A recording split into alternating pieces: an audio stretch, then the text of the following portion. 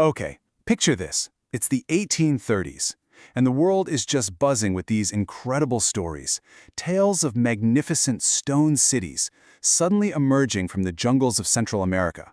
For hundreds of years, they were completely lost to the outside world. Their discovery sparked this huge global mystery, and, it completely captured the imagination of one American explorer who was about to change history forever. So this was the question on everyone's mind. And the theories that were flying around the drawing rooms of Europe and America, they were pretty fantastical. Were these the works of Egyptians? Maybe the lost tribes of Israel? Some even guessed Romans. The world was just throwing ideas at the wall. And it's this very question that pushed a diplomat and writer named John Lloyd Stephens right into the heart of a war-torn continent. Stephens himself just nails it with this quote. He perfectly captures the sheer, mind-boggling isolation of these places. This was nothing like visiting ancient ruins in Italy or Greece, right? Those were always part of the story. But these cities, they hadn't just gotten old. They had completely vanished from human memory, literally swallowed by the jungle, just waiting in total silence. So yeah, this was absolutely a quest into the past. But Stephens' journey was not some simple, straightforward expedition. Oh no. To find that past, he first had to survive an incredibly dangerous present, a world just filled with chaos and constant political turmoil. He was traveling through what was basically a failing state, the Federal Republic of Central America, and it was collapsing into a brutal civil war. There were soldiers everywhere, seizing property. Violence was just a daily reality. Now imagine that for a second. Against this backdrop of pure human conflict, Stephens is searching for the serene, silent evidence of a much, much older world. The contrast is just staggering. And as if the Civil War wasn't enough, there was an even more formidable enemy, nature itself. I mean, when we say these cities were lost, they were truly lost, hidden behind this almost impenetrable wall of green. Can you even imagine that? Every single step forward was a struggle. To uncover these grand plazas and towering pyramids, his team had to literally hack their way through the jungle with machetes. Every single discovery was earned through sheer physical effort, inch by bloody inch. He actually wondered what amazing things, what giant temples they might be passing within 100 feet of and just never, ever see. And you can just feel the awe in his words, right? Standing there, in a palace, with no roof, with corn growing where a king once held court. He wasn't just looking at a pile of stones. He was connecting with a powerful, vibrant history, a whole story of kings and empires that had been utterly silenced. So, back to the big question. Who built them? Well, Stephens wasn't some treasure hunter looking for gold. He was a detective, and he approached this whole mystery with logic and evidence, ready to take on all the wild theories of his day. He just methodically took apart each theory by looking at what was right in front of him.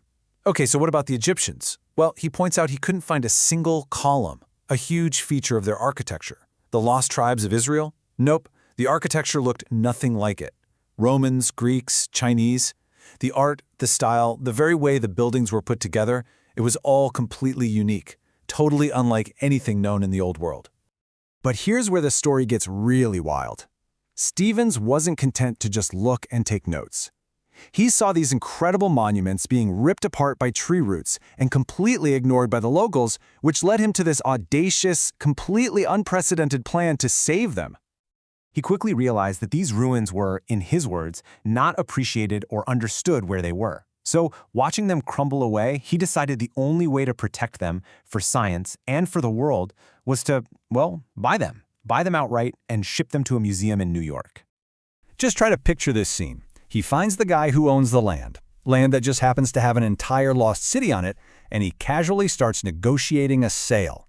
It's unbelievable. He wasn't just buying a piece of property, he was trying to buy history itself. And of course, the negotiation got complicated fast. The owner went and consulted the local French consul, who told him to think big. He referenced the enormous expense of moving a giant Egyptian obelisk all the way to Paris. And just like that, this forgotten patch of jungle was being compared to the treasures of ancient Thebes, and the price started to climb. Now, this wasn't just some personal whim. Back in the United States, a group of his supporters had actually put together a serious amount of money, $20,000, which was an absolute fortune at the time, all to fund the purchase and transport of what they called American antiquities. Their big idea was to create a great museum of American history. But buying entire cities was really just a means to an end. All of Stephens' observations, the dangerous travel, hacking through the jungle, the detailed study of the art, it was all leading him to a conclusion. A conclusion so simple yet so radical that it would completely rewrite the history of the Americas. Here it was. This was the key.